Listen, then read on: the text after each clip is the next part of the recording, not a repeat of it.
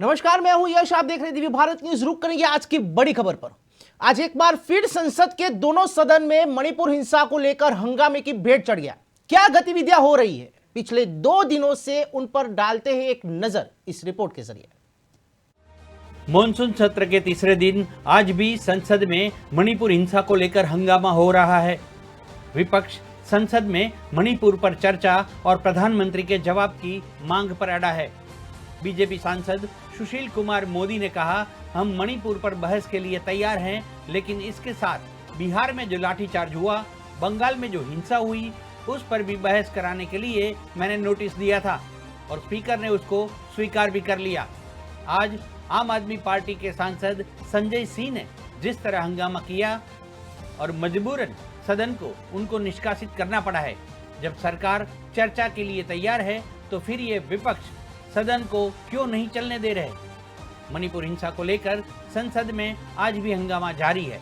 विपक्ष ने इस मुद्दे को लेकर सरकार के खिलाफ अविश्वास प्रस्ताव लाने का फैसला किया है। लोकसभा में संसद की कार्रवाई शुरू होने से कुछ देर बाद ही सदन की कार्रवाई को 12 बजे तक के लिए स्थगित कर दिया। वहीं मंगलवार को राज्यों के वक्फ बोर्डों में भारी अनियमितता का मामला सामने आया। अल्पसंख्यक मंत्रालय को 800 से ज्यादा शिकायतें मिली है, जबकि 160 के करीब मामले देश के न्यायालयों में लंबित है। इसी 20 जुलाई को मंत्रालयों ने वक्फ बोर्डों के कामकाज की समीक्षा की थी। उस दौरान 32 में से 20 बोर्डों के अध्यक्षों के साथ केंद्रीय मंत्री स्मृति ईरानी ने की थी कामकाज की समीक्षा। उस दौरान भी बड़े पैमानों पर बोर्डों के कामकाज में मिला थी खामियां।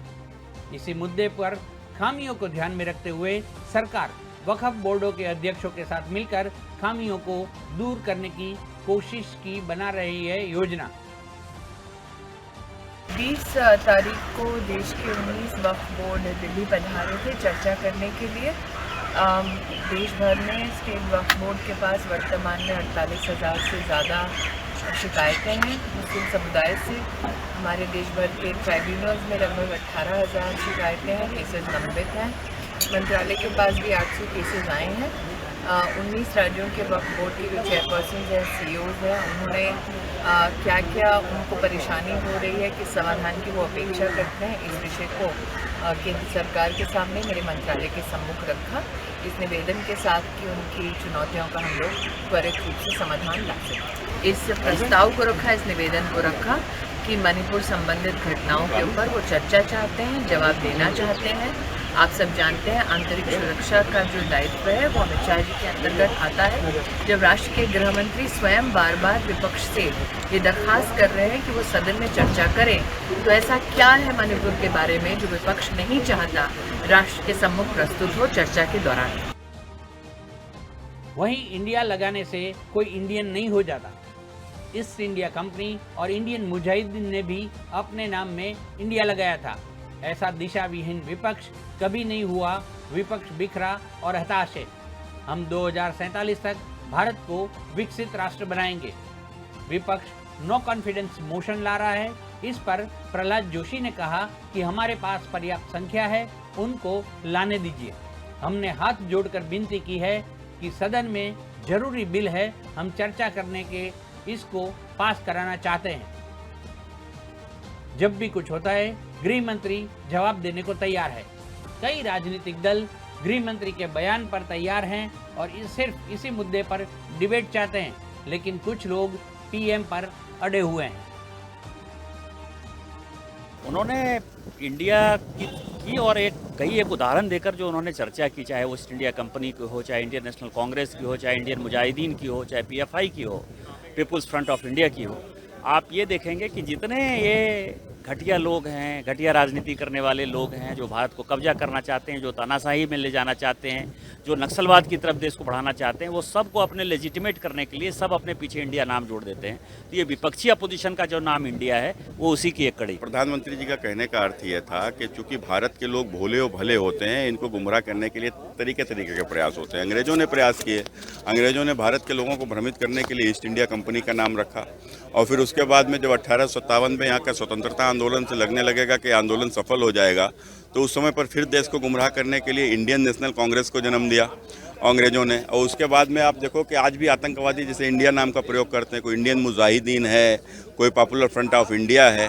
तो उसी प्रकार से आज इंडिया का नाम प्रयोग करके लोगों को गुमराह करने का जो प्रयास कांग्रेस कर रही है, यह सफल इसलिए नहीं होगा कि अंग्रेजों के समय के भारत में और आज के भारत में जमीन आसमान का अंतर है। देखो, प्रधानमंत्री जी अपना बयान दे चुके हैं, सार्वजनिक उन्होंने बयान दिया। इसी संसद के जब शुरुआत में ही उन्होंने यहाँ के ऊपर बयान दिया, स्पष्ट बयान दिया कि चाहे वह मणिपुर हो, चाहे राजस्थान हो या चाहे बंगाल हो, हम महिलाओं के ऊपर अत्याचार किसी कीमत पर बर्दाश्त नहीं करेंगे और जिसने भी इस प्रकार का कोई कृत्य किया है उसको उसके अंजाम तक पहुंचाया जाएगा, कठोर से कठोर सजा दिलाई जाएगी। और आपने देखा होगा कि वीडियो आने के तुरंत बाद ही वहाँ के इस प्रकार के जो अपराधी थे उनको कहीं ना कहीं गिरफ्त में ले लिया गया है। गुमराह कर रहे हैं देश को कि ये मणिपुर पर डिस्कशन चाहते हैं, अपनी बात रखना चाहते हैं और ऐसे सेंसिटिव मुद्दे पर, ऐसे संवेदनशील मुद्दे पर ना तो संवेदनशीलता दिखाई गई है और ना ही संवेदनशील वातावरण बनाया गया है। और आज माननीय गृह मंत्री जी ने भी ये बात सदन में कही जब वो सहकारिता से संबंधित जो विधेयक है उस पर जिक्र कर रहे थे कि किस प्रकार से इस देश में लोगों की रोटी रोजी का सृजन होगा और करोड़ों लोगों के लिए काम किया जा रहा है और इतनी लाख कोऑपरेटिव संस्थाएं हैं और उनमें जो जो बदलाव की ज़रूरत थी ताकि वो देश की प्रगति में सहयोग करें, उस पर चर्चा हो रही थी। वो भी बराबर का ज़रूरी महत्वपूर्ण विधेयक था। वहीं पूर्व केंद्रीय मंत्री रविशंकर प्रसाद ने भी विपक्ष पर करारा वार किया। हारे हुए, थके हुए, निराश लोग जिनका एकमात्र उद्देश्य है मोदी विरोध, न बहस चाहते हैं, न चर्चा चाहते हैं, न संवाद चाहते हैं, वो सच्चाई रखती है। और जिस इंडियन के नाम की बड़ी तारीफ कर रहे हैं, तो प्रधानमंत्री ने क्या कहा? Indian national Congress, east India company, Indian Mujahideen, popular front of India, तो भी तो इंडियन है। चेहरे पे चेहरे चढ़ाते हैं लोग। आज प्रधानमंत्री की टिप्पणियों ने हमें बहुत अधिक प्रेरित किया है। संसद में मणिपुर हिंसा को लेकर चर्चा को लेकर नियम 267 के तहत चर्चा का नोटिस खारिज कर दिया गया है।